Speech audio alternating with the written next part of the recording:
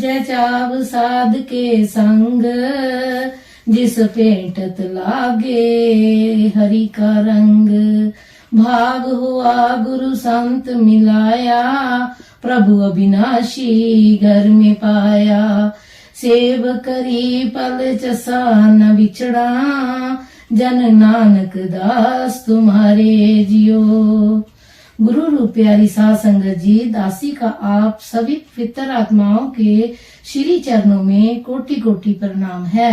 परमात्मा से हमारा मेल प्रेम पैदा तब होता है जब हम किसी ऐसी हस्ती से उसकी कृपा से ही मिल जाते हैं। बिना कृपा से परमात्मा से प्रेम पैदा नहीं हो सकता। इसी विषय पर परम पूज्य परम संत कृपाल सिंह जी महाराज के अनमोल वचन आपके सम्मुख रखे जा रहे हैं। सत्संग प्रवचनों से पहले गुरु प्यार का एक भजन आपकी सेवा में रखा जा रहा है। कृपया ध्यान पूर्वक सुने। आपसे अनुरोध है कि आप हमारे चैनल को सब्सक्राइब करें तथा लाइक करें। धन सतगुरु धन गुरु रूप प्यारी साध संगत।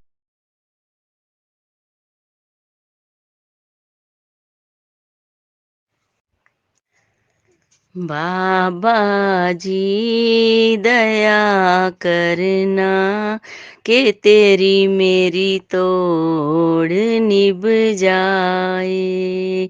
बाबा जी दया करना कि तेरी मेरी तोड़ निभ जाए। तेरे बच्चे च पुल के भी कदे अभिमान न आए। जे सुख देवे कदी न रोमा, जे दुख देवे कदी न हसा। जे सुख देवे कदी न हसा, जे दुख देवे कदी न रोमा। बस इतना ख्याल जरूर रखना कि बच्चा तेरा डोल ना जाए। बस इतना ख्याल जरूर रखना कि बच्चा तेरा डोल ना जाए। बाबा जी दया करना कि तेरी मेरी तोड़ निभ जाए। तेरे चरना दे विच मैं रहा, ते भुल जावे मैनू ए जहां। तेरे चरना दे विच मैं रहा, ते भुल जावे मैनू ए जहां। ऐसी मस्ती च रंग देना कि रंग कोई होर ना आवे। ऐसी मस्ती च रंग देना कि रंग कोई होर ना आवे। बाबा जी दया करना कि तेरी मेरी तोड़ निभ जाए। तेरे बच्चियां च भुल के भी कदे अभिमान ना आए। जदों देखा मैं मुख तेरा, ते भुल जावे हर दुख मेरा। जदों देखा मैं मुख तेरा, ते भुल जाए हर दुख मेरा। हुण जल्दी आ दरस देना कि दिल मेरा तड़पदा जा हुण जल्दी आ दरस देना के दिल मेरा तड़पदा जाए। बाबा जी दया करना कि तेरी मेरी तोड़ निभ जाए। तेरे बच्चेआं च भुल के भी कदे अभिमान ना आए।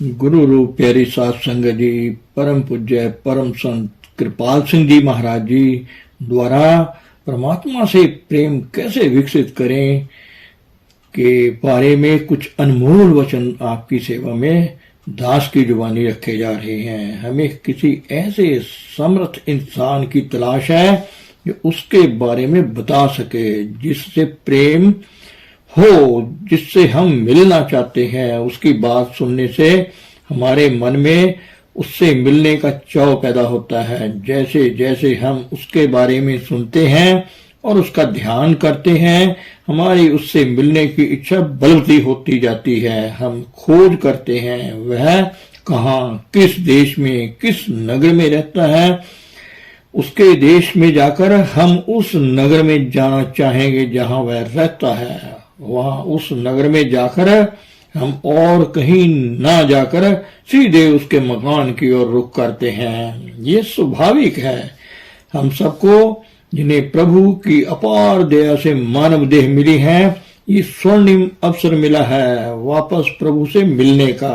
उसके लिए सबसे पहले हमें परमात्मा के बारे में जानना होगा।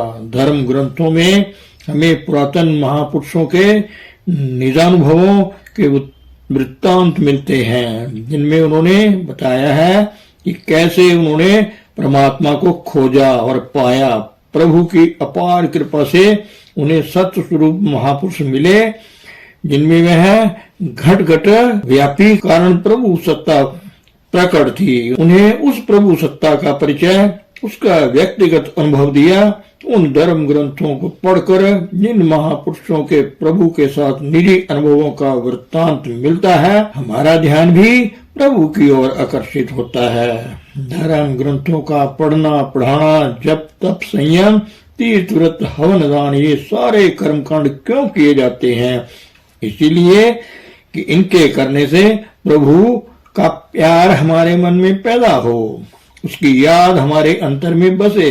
परमात्मा प्रेम है, हमारी आत्मा उस प्रभु की अंश है, यह भी प्रेम है। हम सभी आत्मा हैं, आत्मा देहधारी, आत्मा चेतन स्वरूप है। इसको जुड़ना था महाचेतन परमात्मा से, लेकिन यह बाहर इस जड़ शरीर और स्थूल जगत के संबंधों और पदार्थों में लिप्त होकर दुख भोग रही है। इसी मोह कहते हैं हम बार बार इस दुनिया में आते हैं, क्योंकि इससे हमारा मोह लगा हुआ है। तो ये दुर्लभ, अति दुर्लभ मानव जन्म जो हमें मिला है, यह सुनहरी मौका है जिसमें हम दुनिया के सारे मोह बंधन तोड़कर प्रभु से नाता जोड़ सकते हैं। संत कबीर के शब्दों में, जाग प्यारी अब का सोवे, रैन गई दिवस काहे को खोवे। अर्थात 84 लाख योनियों का चक्कर काटने के बाद, भोग योनियों की लंबी काली रात खत्म होने के बाद मानव जन्म का सूर्योदय हुआ है। अब तो जाग दिन चढ़ा पड़ा है। इस दुर्लभ अवसर को हाथ से ना जाने दे। मानव जीवन के परम लक्ष्य प्रभु प्राप्ति के लिए हम क्या करें? सबसे पहले धर्म ग्रंथों का स्वाध्याय करें, क्योंकि उनमें संतों महात्माओं द्वारा परमात्मा की चर्चा की गई है। वास्तव में धर्म ग्रंथों के द्वारा प्रभु में अभेद महापुरुष हमसे बातें करते हैं। उन्हें पढ़ने से हमारे अंतर में प्रभु प्रियतम से मिलने की इच्छा पैदा होती है, जो धीरे धीरे बढ़कर विरह का, प्रभु से मिलने की तड़प का रूप धारण कर लेती है। उसकी मीठी सुख भरी याद में जब दिल भर आता है तो आंखों से बरबस आंसुओं की झड़ी सी लग जाती है। इन बाहरी उपायों, ग्रंथों का स्वाध्याय, तीर्थ व्रत, हवन दान आदि का उद्देश्य यही है, प्रभु से मिलने का चाव और तप हमारे अंतर में पैदा हो और वह दिनों दिन बढ़े। उसके प्रेम की निशानी क्या है? जिससे प्यार हो उसे हर वक्त हम याद करते हैं। वह हमारे दिल में इस तरह बस जाता है कि हम उसे भूल नहीं सकते। अगर हम चाहते हैं कि प्रभु का प्यार हमारे मन में बसे तो उसका एक ही उपाय है, पल पल उसको याद करो, श्वास श्वास उसका सुमिरन करो। एक पल के लिए भी उसे ना बिसारो। जिससे प्यार होगा स्वाभाविक है कि हर वक्त उसकी याद आएगी, और जिसे आप याद करेंगे स्वाभाविक है कि उसका प्यार आपके मन में पैदा होगा। इसी मानव जन्म में ही प्रभु को पा सकते हैं। इसमें आकाश तत्व प्रबल होने के कारण विवेक है। हम सत्य असत्य का निर्णय कर सकते हैं। आत्मा सत्य है अर्थात अजर अमर है। यह शरीर और जगत असत्य यानी नाशवान है। धर्म ग्रंथों के स्वाध्याय, गुणी जनों की संगत, उनके वचनों के श्रवण मनन से यदि आपके अंतर में प्रभु की मीठी सुख भरी याद बसने लगी है तो बड़ी खुशी की बात है। लेकिन इन सबसे बढ़कर उपयोगी और कारगर चीज है सत्संग। सत्य यानी सत्य का संग, किसी ऐसे महापुरुष की संगति जिसके अंतर में परमात्मा प्रकट है। उसके हरि रस भरे नयनों के कृपा कटाक्ष से प्रभु प्रेम की लाग हमें लगती है। उसके प्रेम का संचार हमें प्रेम में कर जाता है। यदि आप गंधी की दुकान पर जाएं और वहां से इत्र ना लें तो भी इत्र की खुशबू तो आपको आएगी ही, और यदि वह साथ में इत्र की शीशी भी दे दे तब तो कहना ही क्या है। प्रभु की मीठी सुख भरी याद दिल में बसाने का सबसे सुगम और सर्वोत्तम साधन है। ऐसे सत्पुरुष की संगत जो प्रभु प्रेम की छलकती हुई गागर है, जिनके रोम रोम से प्रभु प्रेम की किरणें प्रसारित होती हैं, ऐसे प्रभु रूप महापुरुषों की संगत का नाम है सत्संग। क्योंकि उनमें सत्य प्रकट है। वे प्रभु के माउथ पीस प्रवक्ता होते हैं। उनकी रचना से प्रभु बोलता है। वह तुम्हारी अंतर की आंख खोल देता है, जिससे तुम प्रभु की ज्योति को देखने योग्य हो जाते हो। तभी प्रभु से सच्चा प्यार पैदा होता है। जब तक प्रभु नहीं मिलता, किसी ऐसे की संगत करो जिसमें वह प्रभु प्रकट है, जो प्रभु का चरकता हुआ पैमाना है। उसके पास बैठने से तुमने भी प्रभु प्रेम की लाग लगेगी। महापुरुष किसी भी समाज के क्यों ना हो, यही कहते चले आए हैं कि मानव जन्म सर्वश्रेष्ठ योनि है। इसमें हम अपना प्रेम दुनिया से हटाकर प्रभु से जोड़ सकते हैं। अब हमें अपने अंतर में झांक कर देखना है कि हम कहां तक प्रभु प्राप्ति के पथ पर आगे बढ़े हैं। क्या हमारे अंतर में प्रभु का प्यार उपजा है? यदि प्रभु से मिलने की तड़प सच्ची है तो प्रभु हमें जरूर मिलेगा। अगर हम दिल से दुनिया को चाहते हैं, दुनिया के संबंधों और सामानों से हमारा मोह है, तो मरकर बार बार वापस दुनिया में आना पड़ेगा। आवागमन से छूटने के लिए हमें दुनिया के मोह बंधनों को तोड़कर परमात्मा से प्यार पैदा करना होगा। अपने दिलों को टटोल कर खुद ही फैसला करो कि तुम्हें दुनिया चाहिए या परमात्मा। अगर दुनिया से प्यार है तो मरने के बाद दुनिया में आओगे। परमात्मा से प्यार है तो मरकर कहाँ जाओगे? प्रभु की गोद में। प्यार कैसे उपजता है? याद से। जिसको पल पल याद करोगे उसका प्यार तुम्हारे मन में बसेगा। परमात्मा को देखा नहीं, उससे प्यार कैसे हो। मानव जन्म में जो सौभाग्य से हमें मिल चुका है, हम उस प्रभु की ज्योति को अंतर में देख सकते हैं और प्राणों की ध्वनि या नाद को सुन सकते हैं। हम किसी न किसी धर्म संप्रदाय या धार्मिक विचारधारा को मानते हैं, परंतु देखना यह है कि प्रभु प्राप्ति ये लक्ष्य की हो और हम कहाँ तक आगे बढ़े हैं। जैसे पेड़ पर शगुफे आ जाएं तो फल लगने की उम्मीद हो जाती है, आसमान पर बादल छा जाए तो वह बारिश आने का पेश खैमा या अग्र चिन्ह है।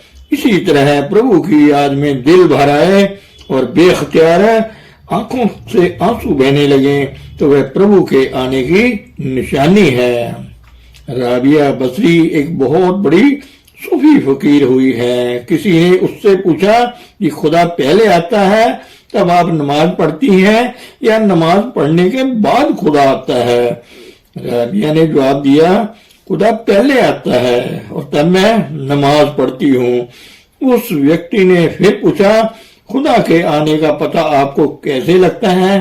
कहने लगी, जब दिल प्रभु प्रीतम की याद में भर जाता है और उसकी याद में आंखों से बेअख्तियार आंसू बहने लगते हैं तो मैं समझ जाती हूँ कि मुझे शक्ति देने वाला मेरा प्रभु मेरे अंतर में आ गया है और तब मैं नमाज पढ़ने बैठ जाती हूँ। प्रभु की याद में दिल भर आना उसके आने का संदेश है। अपने दिलों को टटोल कर देखो, तुम कहाँ खड़े हो। प्रभु की ऐसी प्रबल याद तुम्हारे अंतर में है जैसे चोट लगने पर इंसान दर्द से तड़पता है।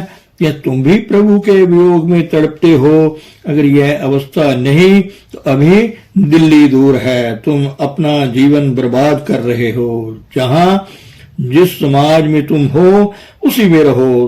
तुम समाजों में दाखिल हुए प्रभु प्रेम का पाठ पढ़ने, तुम्हारे अंतर में प्रभु का प्यार बस गया तो तुम्हारा पढ़ना पढ़ाना धर्म ग्रंथों का स्वाध्याय और भाई यह साधन सब सार्थक हैं। अगर ये साधन करते हुए तुम्हारे अंतर में प्रभु के लिए प्यार नहीं उपजा तो सब पढ़ा पढ़ाया किया कराया बेकार है। प्रभु के प्रेम से बढ़कर कुछ नहीं है। प्रभु प्रेम की निशानी है उसकी मीठी सुख भरी याद, पल भर के लिए भी उसकी याद न बिसरे। उठते बैठते खाते पीते सोते जागते हर समय उसकी याद बनी रहे। ऐसी प्रबल याद होगी तुम मरकर कहाँ जाओगे? प्रभु की गोद में। अपने अंतर में झांक कर देखो तुम कहाँ खड़े हो। इंद्रियों के घाट पर किए जाने वाले अन्य दूसरे साधन अपनी जगह पर ठीक हैं, उनसे परमार्थ में रुचि पैदा होती है।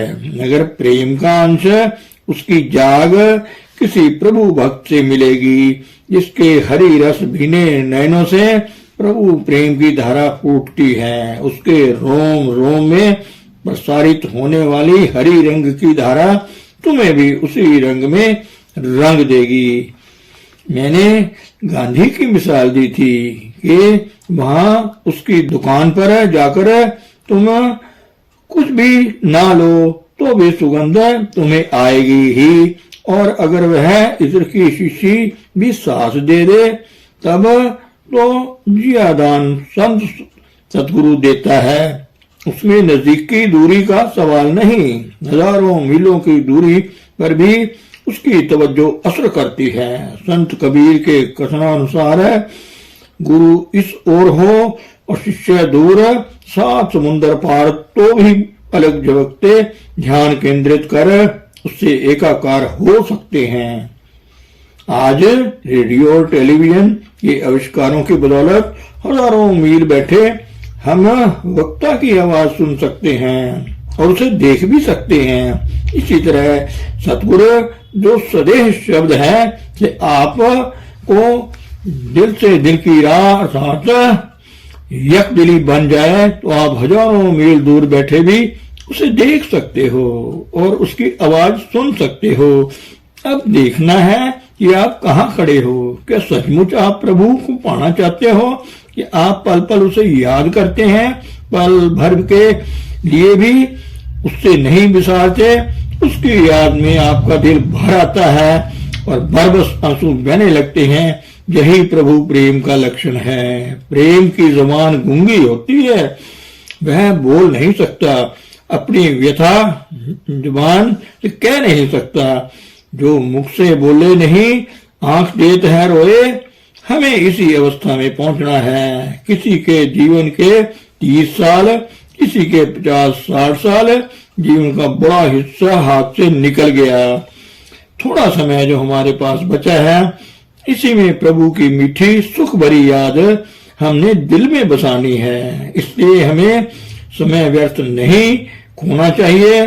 प्रभु से मिलने की बलती इच्छा हमारे मन में पैदा हो जाए तो हमें दोबारा जन्म क्यों लेना पड़ेगा। आएंगे तो इस जेल खाने में कैदी बनकर नहीं, डॉक्टर बनकर आएंगे। प्रभु का प्यार, उसकी मीठी सुख भरी याद मन में बसाओ। जो भी काम करो उसे प्रभु अर्पण कर दो। संतों की संगत करो, जिनके रोम रोम से प्रभु प्रेम की किरणें फूटती हैं। उनकी संगत में तुम्हारे अंतर में भी प्रेम की लाग जगेगी। प्रभु की याद में अगर तुम्हारा दिल भर जाए और आंखों से बरबस आंसू बहने लगे, पढ़ना पढ़ाना जब तब संयम, सारे बाहरी साधन जो तुम करते हो सार्थक हैं। अगर ये अवस्था नहीं हुई तो सारा किया कराया व्यर्थ है। कसौटी तुम्हारे सामने है। खुद ही फैसला कर लो कि तुम कहाँ खड़े हो। धन सतगुरु, धन गुरु रूप प्यारी सात संगत जी।